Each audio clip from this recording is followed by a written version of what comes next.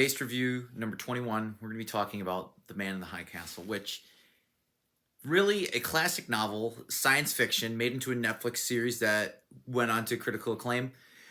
Reading it more for the alternative narrative of, Nazism, Imperial Japan. Basically, I'll give you the rundown. So the novel is basically if the Allies won, or sorry, if the Axis wins World War II, what would the world look like, right?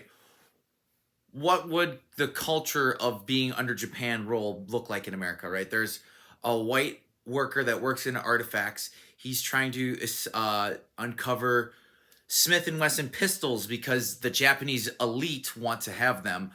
It's really funny how the Cold War-esque on the tensions between the Germans and the Japanese on that line in the book too. Very interesting on how the Americans are perceived better under German light than they are under Japanese light.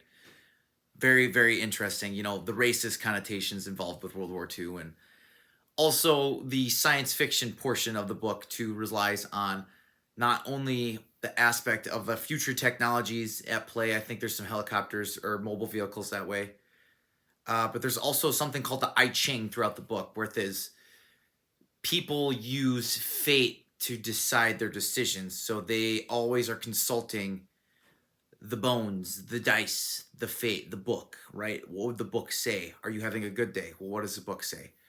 So there's a lot of this twisted reality going on in this book. And if you're wanting a good epic adventure plot, you're not going to be satisfied here.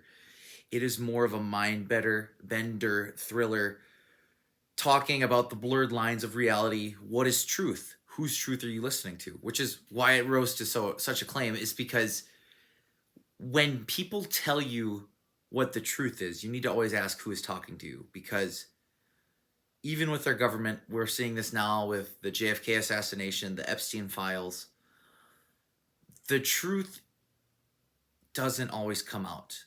And you can always twist a tale to make yourself look better. And I'm following something from somebody that I've heard is usually in a novel, the bad guy is well-liked by the populace. And in the hero story, he's usually humiliated and hated by the populace. So again, maybe these are the heroes in our world today, or even in the book too, right?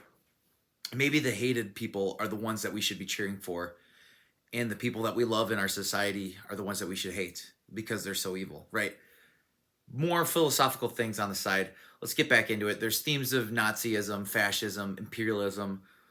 Japanese honor plays a part into it. The Jews obviously are safe with Japanese people. Still, they get hidden. They're hidden away because the Germans hunt them out so often. And the book, honestly, the book wasn't my favorite. I've read better. I have read better.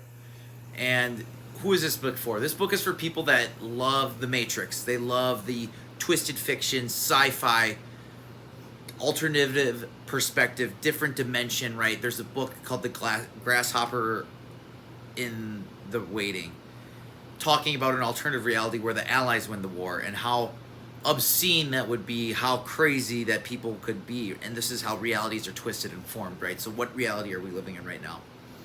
And again, overall, this book, I'd say 6.5. I didn't like it as well as other books of the genre. We're talking Brave New World. We're talking 1984. They're coming. It does tell you the question thing, so maybe not 6.5. I'm going to go 6.8. 6.8. I didn't like it as much, but the review, it won an award, but just because you win an award doesn't mean I like you that much. So tell me what you guys think. If you like the book, tell me about it. Tell me other comments or books that you'd like to read. Or did you like the show? What realities do you want to think you're being twisted currently right now?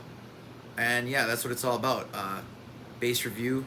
I'm going to go hang out. So, cheers. Peace out. See you guys later.